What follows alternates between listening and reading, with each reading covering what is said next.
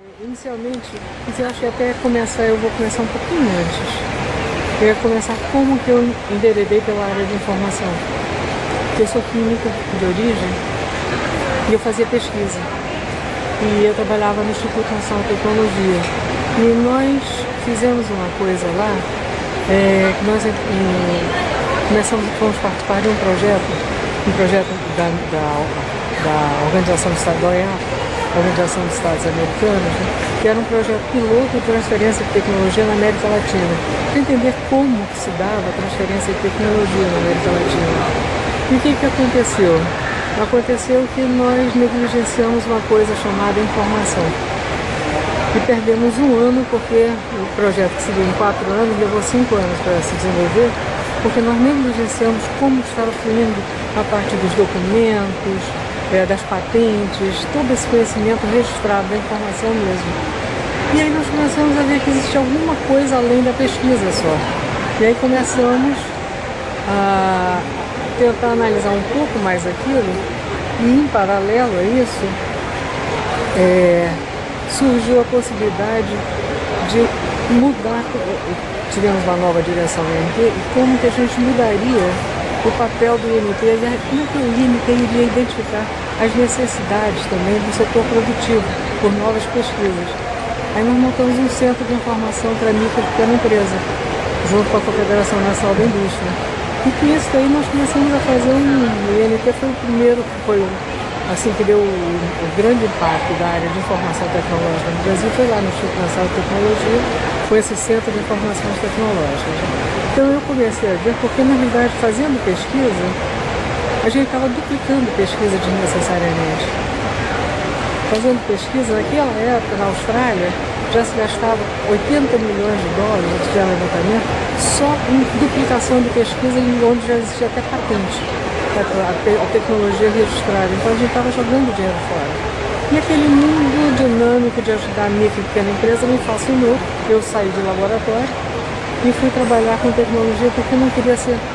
Os meus trabalhos, eu fazia pesquisa, publicava e dava informação para fora que a nossa indústria não tinha condições de usar aquilo que era publicado ali. Por exemplo, um exemplo nítido, eu trabalhava com amido. A pesquisa era em amido.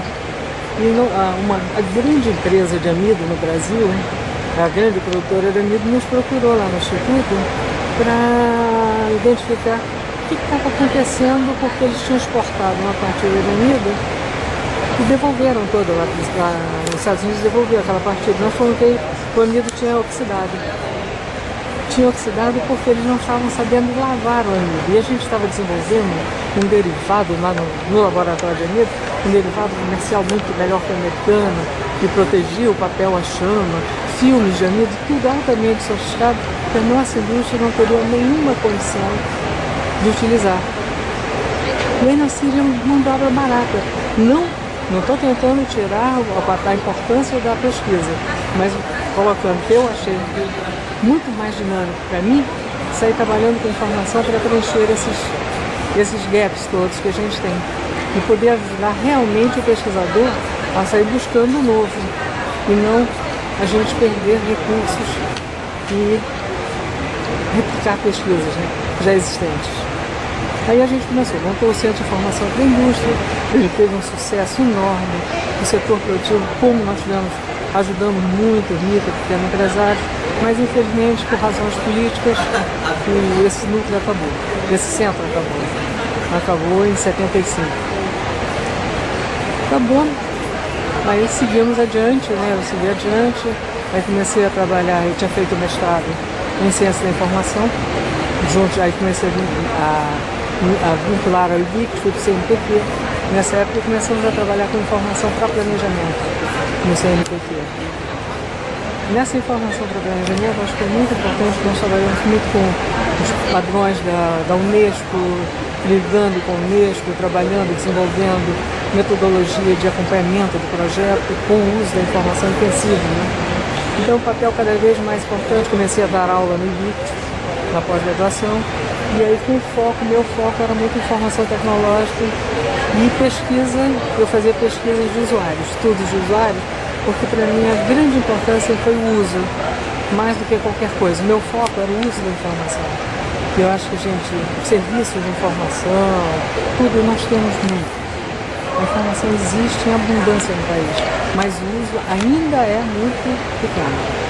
Nós temos um banco de patentes que naquela época, em 70, tinha 6 milhões de documentos de patentes e o uso era praticamente zero. Aí começamos a estimular o uso dessa informação pelo setor produtivo, pelos institutos de pesquisa, pelas universidades, como usar a informação em patentes, que é uma das ferramentas mais importantes mesmo na área de tecnologia. Que teve um levantamento que foi feito, 80% da informação que está registrada nesses documentos de patentes não aparece em nenhum outro lugar, a não ser no próprio documento de patentes. Então, se a gente não fizer busca, quem trabalha com tecnologia está jogando fora um conhecimento básico, um conhecimento super importante. Aí, seguindo adiante, eu dei aula sobre planejamento no IBIC, eu trabalhava com sistemas de informação, com informação tecnológica, cadeira de informação tecnológica, orientei várias dissertações, a professora Isa Freire foi uma, né? E aí fui seguindo, ela trabalhando com os canais informais, com a consciência possível, porque na realidade a informação só pode atingir as pessoas se existe um nível de consciência possível. Ela trabalhou muito com isso, sobre a questão, e aí eu fiquei muito nessa linha, canais informais, inovação, administração de ciência e tecnologia, como que a informação fluía para isso. Depois, no IBIC a gente seguia um montão, dei aula, fiquei lá no IBIC bastante tempo, na pós-graduação, com essas áreas, e saí depois para a parte administrativa, que eu fui a Brasília. Morei em Brasília uns 3 anos, que eu estava com uma parte da administração do IBIC. Eu ia fazer meu doutorado e acabei tendo que ir para lá para assumir realmente. Eu era o Briquet, que era o diretor, eu estava como vice-diretora, e para cuidar do T de tecnologia do IBIC. O T de tecnologia do IBIC tinha sido muito negligenciado o tempo todo. O convite foi para isso. Não. Quer dizer, aquele T, o IBIC era sempre informação científica e não informação tecnológica. E a gente desenvolveu muita coisa lá, fizemos uns projetos piloto sobre transferência de informação nesse eixo sul-sul, que era o TIPS, Projeto de Informação Tecnológica, no eixo sul-sul, a troca entre Índia e Brasil. Então isso foi um projeto muito bonito, muito importante. Infelizmente a gente não tem continuidade no país, né? Depois disso, voltei para o Rio, voltei para a pós-graduação novamente, terminei meu doutorado em comunicação. Quando eu fui para Brasília, eu ia trabalhar, meu doutorado ia ser em ciência da informação na Inglaterra, mas eu preferi brigar pelo T da tecnologia, né? Vim para cá para a Escola de Comunicação, terminei o doutorado e trabalhei exatamente com um novo modelo teórico conceitual da ciência da informação, porque eu achava que a teoria de sistemas não dá conta. A gente tinha que trabalhar ou com a teoria do caos, que é muito complexa a área de informação, e talvez depois até a área da complexidade e não a teoria do caos, que daria conta do que a gente trabalha com nesse ambiente. Quando eu saí do IBIC, uma outra linha de trabalho que eu fiz, nós montamos um Centro Internacional de Educação, Trabalho e Transferência de Tecnologia, que foi um projeto entre o SENAI, Departamento Nacional, CNI e Unesco, que era um projeto de implantação era para olhar os impactos da tecnologia no mundo do trabalho e que técnicas educacionais estavam surgindo para poder preencher esses buracos que se formavam, esses gaps de formação de recursos humanos, para a gente atender a formação de recursos humanos necessários pela demanda das novas tecnologias. E o carro-chefe disso tudo era a informação e informática, que a gente tinha que alimentar tudo com informação através de uma grande rede de informática que seria Infovia CNI. Capacitamos, treinamos todo o pessoal dos SENAIs em informação tecnológica, Trouxemos o pessoal lá do Canadá para dar suporte, né? Novamente, um projeto que teve um sucesso enorme. Fizemos uma série de estudos, por exemplo, o primeiro seminário sobre gestão do conhecimento foi lá no CIES, aqui no Brasil, foi em 98. Nossa. Nós trouxemos o pessoal todo que trabalhava com gestão do conhecimento, estava iniciando, aquelas coisas estavam em início, né? Sobre informação, também da parte toda de industrialização da internet nas indústrias, no comércio, como é que as empresas baseadas com internet, que usavam a internet como base de comercialização, fizemos esse seminário também. Então a gente estava sempre na linha de frente. Era um grande observatório das grandes mudanças. Agora, infelizmente, por razões políticas e pessoais, acabou também esse centro em 2000. Começou em 95 e terminou em 2000. E aí, depois disso, eu te diria que teve assim, eu estou falando assim dos grandes projetos que eu acho que eu participei que mudaram certos paradigmas, né? Que foi o que a professora Isa perguntou agora, que foi a questão do SBRT, que é um Serviço Brasileiro de Respostas Técnicas.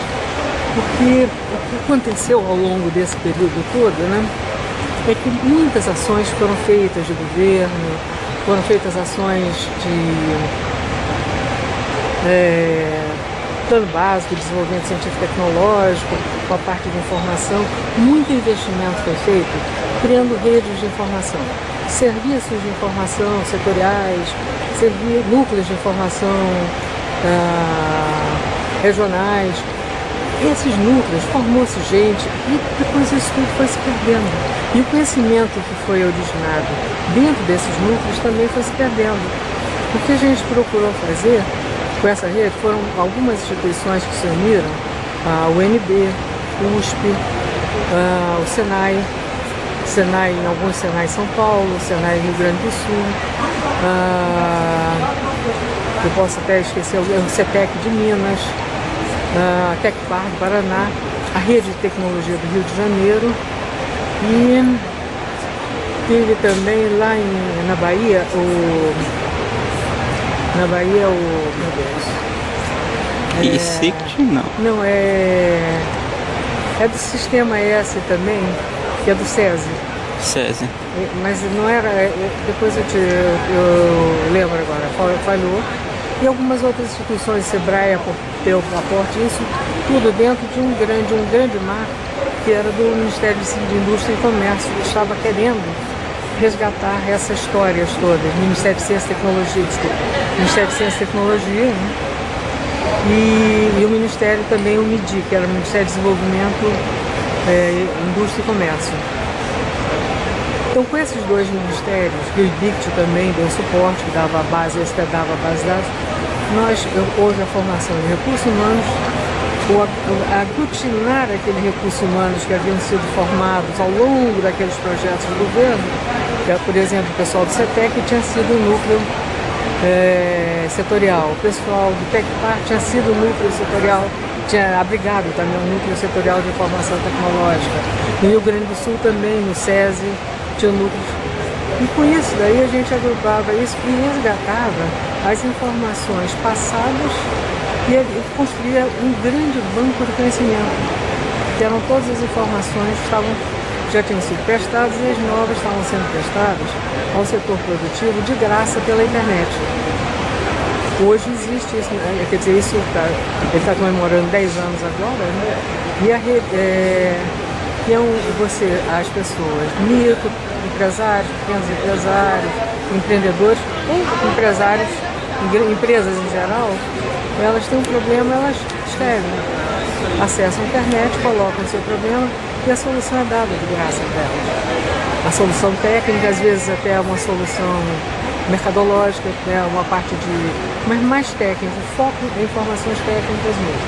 E quem gerencia isso, a Secretaria Executiva, é a Rede de Tecnologia do Rio de Janeiro, que tem muita experiência nessa parte de articulação de gestão de redes. A pessoa que é responsável por isso é a Vera Arcar, É uma pessoa assim profundamente dedicada, ela veste essa camisa, né?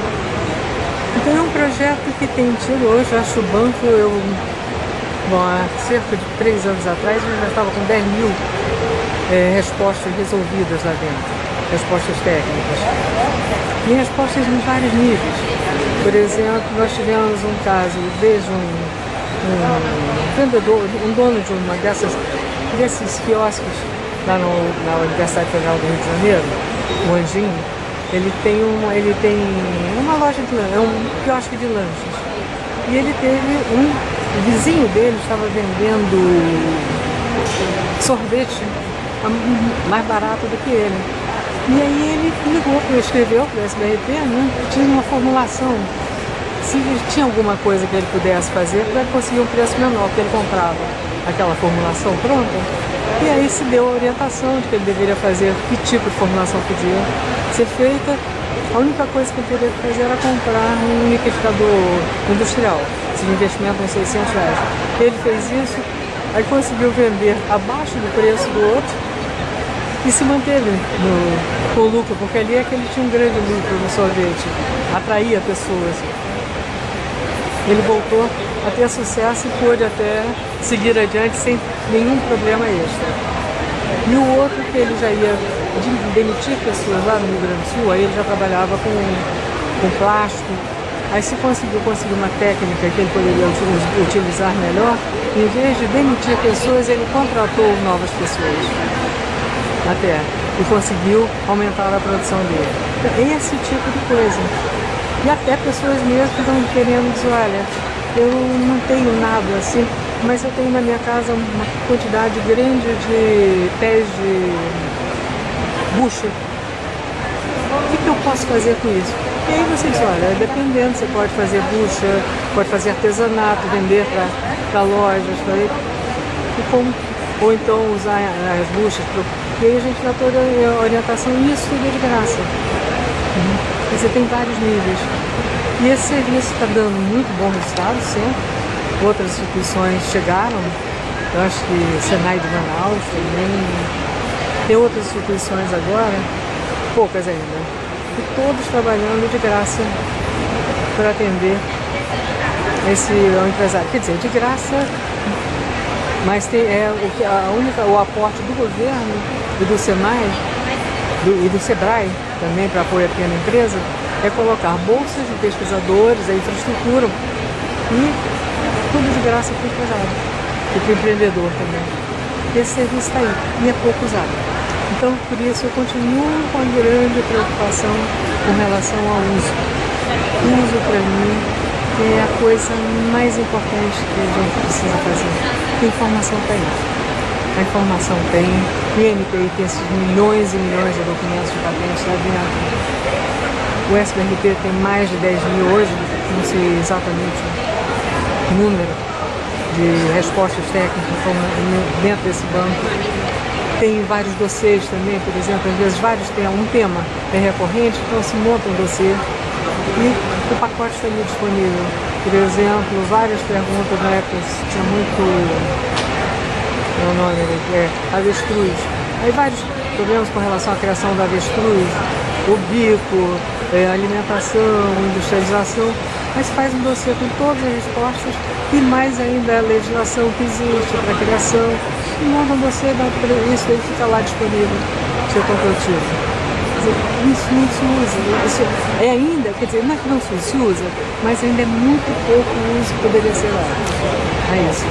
Professora, é muito interessante e fica uma questão. Quanto a essa questão do uso. Tem muitos serviços disponíveis e como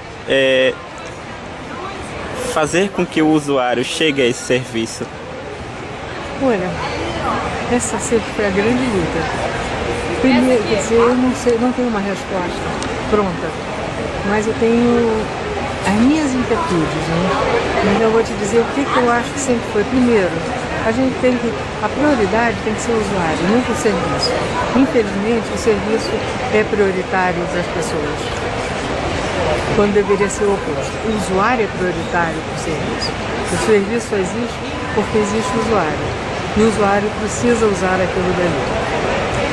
Segundo, é como chegar aí, é procurar ver quais as formas de chegar a ele. Entender a linguagem dele, qual é a demanda dele. Por exemplo, talvez a coisa... Quando eu comecei eu trabalhei no Instituto Nacional de Tecnologia, nós tínhamos um serviço de extensão no núcleo de informação mesmo, no CIT. E a gente ia até a indústria, micro e pequena empresa, para ver se eles tinham um problema. A gente chegava lá e tentava identificar. Eu cheguei uma vez numa microempresa, empresa do médio porte, que ela trabalhava com alimentos. Eu cheguei lá e perguntei se eu fui ter um consultor nosso, se eles tinham algum problema. Eu disse, não, nenhum problema. Nós estamos muito bem. O único problema que a gente teria, vocês não podem nem chegar perto de resolver, que é a questão do espaço. Nós já crescemos tudo que nós temos que crescer. Então a gente agora só tem que comprar um outro terreno, os terrenos aqui estão ocupados. Então a gente tem que comprar um terreno fora, fazer investimento, e isso vocês não resolvem. E eu estava muito empaidecida, era meu começo de profissão, né? Disse, não, deixa eu ver se não pode. Aí eu parei, aí fomos visitar a fábrica. Era uma fábrica de alimentos e eu vi que eles guardavam quase que 25% da área deles, era estocando latas vazias. Que eles compravam, vinham os tonéis, eles passavam para latas, aquilo era, eles importavam e repassavam. Cheguei todo cheio de mim, o diretor administrativo era o neto do dono. Aí eu disse, legal, você disse que você não tinha nenhum problema, mas a gente pode ajudar você. Olha a minha presunção mesmo, a gente pode ajudar vocês. Você pode pegar caçambas, pega aquelas esteiras no teto, coloca esteiras giratórias no teto, coloca caçambas para estocar as latas lá em cima. As latas não pesam. Você não pode ter 2 andares, mas naquele teto daria, estocava as latas e baixava no único corpo, mudava o layout da fábrica e eles ganhariam pelo menos 15% de espaço com aquilo. E vocês podem ganhar espaço. Vocês estão usando 15%, vocês estão usando 25%, você vai ganhar no mínimo 15% aqui de espaço, estocando as latas no alto. Eu disse que nós não temos problema. O que eu fui? Eu fui vaidosa, eu não ouvi, eu não soube entender a necessidade dele real, eu soube entender, mas eu não consegui criar nem laços de confiança. Porque eu disse, eu sei mais que você. E ele era o neto. Como que ele, o pai dele, o avô dele não tinham visto isso? Como que eu ousava dizer que ele estava errado? E isso é uma coisa que a gente faz. Se eu acho que eu tenho o melhor serviço, eu quero te impor. Eu quero impor o meu serviço a você. Eu não posso fazer isso. Eu tenho que criar relações de confiança. Eu tenho que entender qual a tua necessidade, qual o teu tempo, qual o teu nível de consciência para entender, para absorver aquela informação que eu estou te dando. E saber se você está podendo usar aquela informação já agora. Eu teria que ter criado laços, mandado para ele coisas sobre correios transportadoras, sobre caçambas para transportar. Faria assim, e depois faria uma visita para ele, para chegar e dizer, olha, né? Acho que a gente, será que eu fiquei pensando tanto naquilo, aí ele se sentiria importante. Porque eu disse, eu sou importante. E é o que a gente faz? Com esse centro de informação. Nós temos toda a informação. Nós temos tudo. Venham. Não, eu tenho que ir lá. Eu tenho que chegar a ele com a linguagem dele, com o tempo dele. Eu acho que isso aí eu trabalharia muito. Porque se você não sabe o que você precisa, muitas vezes a informação, você não sabe o que você precisa. Como você vai usar assim, não tem a menor ideia se você precisa daquilo ou não. Eu tenho essas inquietudes, eu sou um bicho de inquietudes. Isso eu sou. E eu vou morrer assim. Eu acho que a gente tem que estar sempre procurando o melhor, né? Eu acho que para mim é o melhor é como usar isso tudo. Muita coisa, eu acho que na universidade a gente não fala. Poucos cursos dão informação para a indústria, ou informação de patente. Quantas pessoas, você já viu uma patente? Não. Não. Entende? É fundamental. Nas escolas de engenharia ele não vem também. Nas escolas de química. Às vezes a pessoa nem sabe. Nós tivemos uma vez, eu estava lá eu fiquei 3 anos no INPI com um projeto que a gente foi para desenvolver o uso da informação de patente. Era IBICT, MCT IBICT com o Ministério do Comércio e o INPI.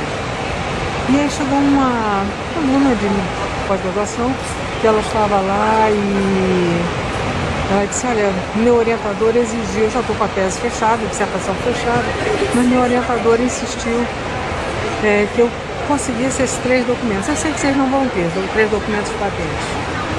Aí quando ela disse, eu sei que vocês não vão ter, já catucou. Aí nós conseguimos os 3 documentos. E aí canais informais, aquilo que eu estava te falando, da importância dos canais informais. Ela estava fazendo uma pesquisa em como extrair minerais de nódulos submarinos. E só que a gente tinha trabalhado no CNPq, o CNPq uma vez participou de um projeto, que era o projeto REMAC, que era reconhecimento das margens costeiras do Brasil, que era o reconhecimento das margens rasas e margens fundas. Essas informações todas existem provavelmente no CPRM e na Petrobras, que eram as outras instituições que trabalhavam, e da NPM também. E aí a gente falou para ela, disse, olha, se você está trabalhando com isso, quando você terminar teu projeto, você dá uma olhada, porque eles estão fazendo reconhecimento, eles sabem onde é que estão os nódulos de minerais. Então talvez interesse a eles a extração. Se você está trabalhando com esse catalisador, né? Aí 3 meses depois ela voltou para pedir desculpas e agradecer. Primeiro pedir desculpas, porque ela disse, eu tinha certeza que aquilo não adiantaria nada, e eu acho que eu fui um pouco, quando eu falei para vocês que não teria, né? Quer dizer, eu recebi essa informação e o canal informal, a informação do projeto, e eu queria avisar e falar com vocês que eu mudei minha dissertação todinha por causa daqueles 3 documentos de patente, ela estava fechada, eu mudei, e já vendi, e eu vou começar a trabalhar como consultora do CPRM, que eu os procurei, e estou usando, em vez de ser mais uma dissertação de prateleira, eu vou começar a trabalhar nela, no resultado. Esse é o uso da informação. Muito interessante, professor. Inclusive, fica uma inquietação para justamente efetivar esse uso. E eu me considero agora um usuário e vou manifestar minha inquietação para como eu faço um registro de uma patente. Que decisões, que ações eu, como leigo, usuário, não tenho ideia de como fazer. O que eu deveria fazer? O site do INPI, do Instituto Nacional da Propriedade Intelectual, que é onde está esse banco de patentes, né? O site do INPI, ele tem todo o procedimento de o que é uma patente, primeiro, que a patente pode ser patente de invenção, modelo industrial, pode ser desenho industrial. Ela descreve o que é, o que você pode proteger, como proteger também a marca. A marca é outro ponto super importante que a gente não protege, mas ele te dá isso. E aí tem, primeiro você tem que ver como é que você vai identificar que aquilo é uma informação interessante ou não, uma coisa interessante ou não de patentear. Aí você tem que fazer uma busca no próprio banco de patentes para ver se já tem patente naquilo ou não. Essa busca é feita lá, né? A outra coisa, e tem também, você pode entrar no site do INPI, você tem acesso ao banco de patentes, tem um banco de patentes do próprio INPI e tem um banco de patentes da União Europeia, que é excelente, tem vários países ali, e aí você já procura, e você mesmo pode identificar, se você souber pesquisar informação, no caso como usuário de informação, e como pesquisador também.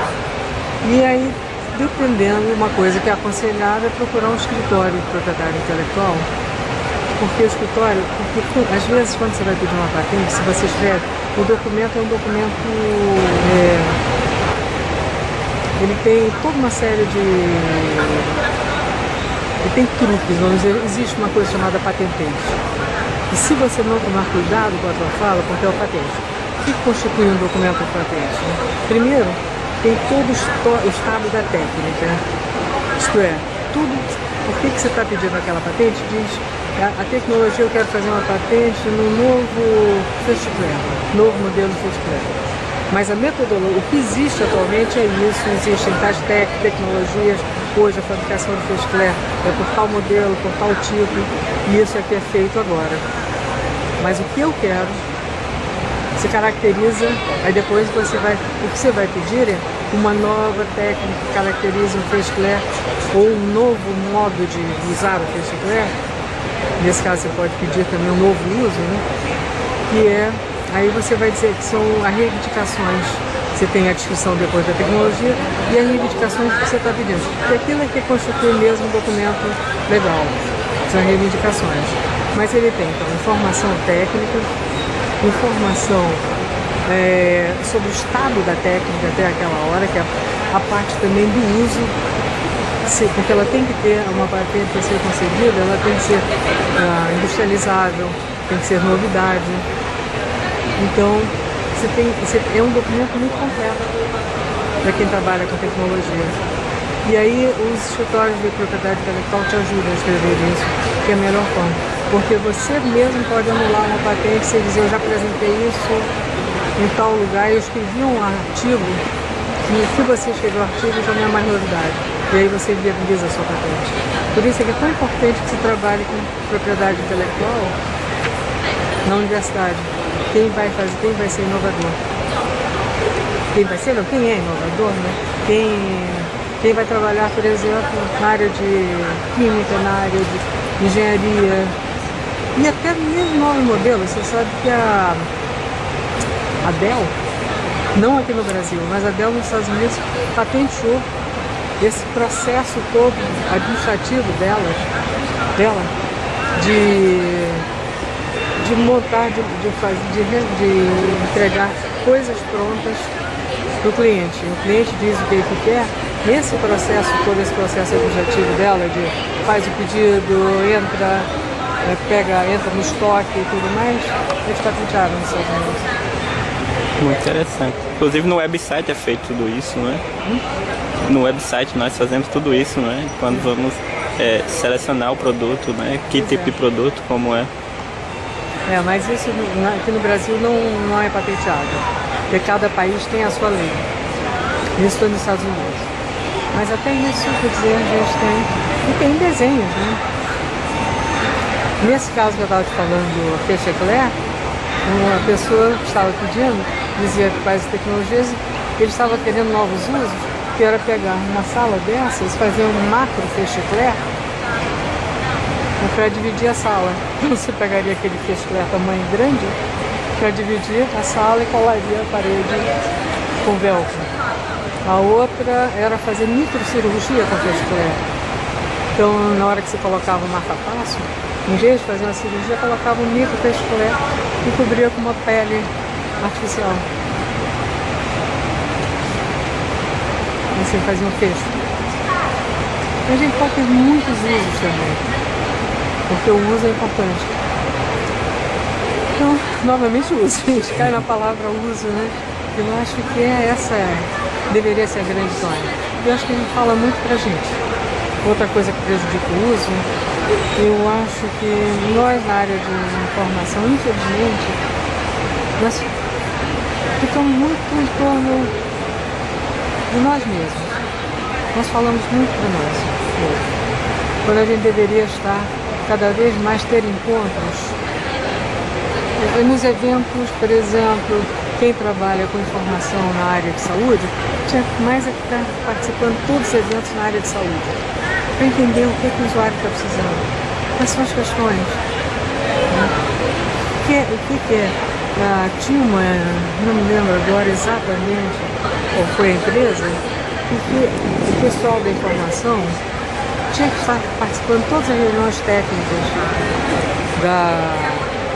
que ocorriam naquela empresa, para poder mandar já informações sobre coisas que as pessoas tinham pensado ainda em fazer. Então você recebia tudo. Eu ficava antenado. Você tem que estar antenado com o que o usuário precisa. O usuário tem que ser a razão de ser de todo e qualquer serviço. Na hora que ele não for tão importante do serviço, o serviço está pagado, acabou. Quem não tem nem uso, nem realmente usuário. E aí, eu acho que nessa área de informação tecnológica, eu acho que eu fecharia um pouco até. Teve um artigo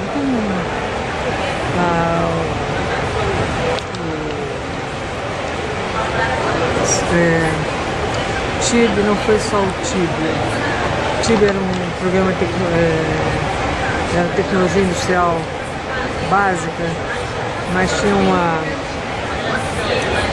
teve um documento em que o Rincon Zé Rinconceira, né, em que ele fala que ele está falando sobre a área de informação tecnológica, está falando dos DCTs também, e aí ele disse que a coisa mais nova que tem é o SBRT na área de informação tecnológica, que está tentando usar esta demanda, está tentando atender a demanda, e a gente tem que não só atender, mas tem que criar demanda. Tanto tem que ser proativo quanto reativo. Porque se só for reativo, você não trabalha com aquelas pessoas que não sabem nem o que precisam. Então você tem que ser reativo para atender aquela demanda, mas tem que ser proativo para você despertar demandas latentes. Eu acho que esse seria o caminho para o uso. Não pode só trabalhar com demanda. Tem que trabalhar com oferta, mas gerar demanda, gerar novas demandas. É trabalhar naquele nível no inconsciente coletivo.